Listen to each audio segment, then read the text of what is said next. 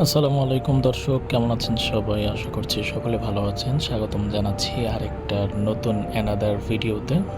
তো এই স্টোরিটাও মোটামুটি ইন্টারেস্টিং তোমাদের জন্য। নিয়মিত স্টোরি এখন থেকে আনার চেষ্টা করব। গতবার স্টোরি ছেড়েছিলাম, তোমাদের কাছ থেকে ভালোই রেসপন্স পেয়েছি। তো কথা না বাড়িয়ে আমরা সরাসরি স্টোরিতে চলে যাচ্ছি।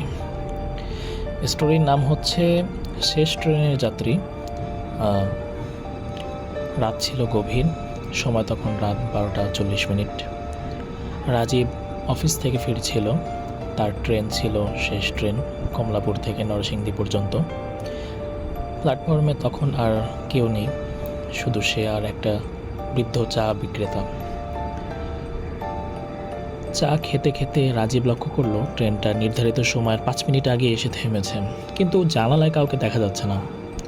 কেবিনে আলো জ্বলছে, দরজা খোলা, কিন্তু কোনো শব্দ নেই। অস্বাভাবিক নিস্তব্ধতা চারপাশে। সে কিছু না ভেবে উঠে পড়ল ট্রেনে। ভেতরে ঢুকে দেখে পুরো ট্রেন খালি। হঠাৎ সে একটা দরজার শব্দ শুনল।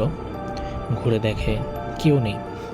আবার হেঁটে যেতে যেতে হঠাৎ তার চোখে পড়ল এক মহিলা, লাল শাড়ি পরা, জানালা দিকে মুখ করে বসে আছে।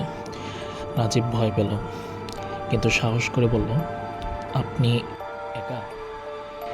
মহিলা আস্তে মুখ খুলে বলল, তার মুখটা স্বাভাবিক না, চোখ দুটো রক্তবর্ণ, ঠোঁটে রক্ত, মুখে এক ধরনের বিকৃতি হাসি।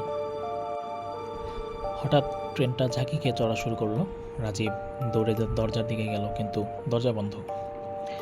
জানালা দিয়ে বাইরে দেখল কমলাপুর স্টেশনটাই অদৃশ্য। ট্রেন একটা অজানা অন্ধকারে টানেলে ঢুকে যাচ্ছে। মহিলাটা উঠে দাঁড়ালো, ধীরে ধীরে এগিয়ে আসছে রাজীবের দিকে। তারপর আর কিছু মনে নেই। পরদিন খবরে প্রকাশ, গতরাতে শেষ ট্রেনে এক যুবক নিখোঁজ। ট্রেনের চালক বলে সে ট্রেনে এমন কোনো যাত্রী দেখেনি, কিন্তু নিরাপত্তা ক্যামেরা দেখা গেল ট্রেনে রাজীব উঠেছিল, তার পেছনে লাল শাড়ি পরা একজন মহিলা।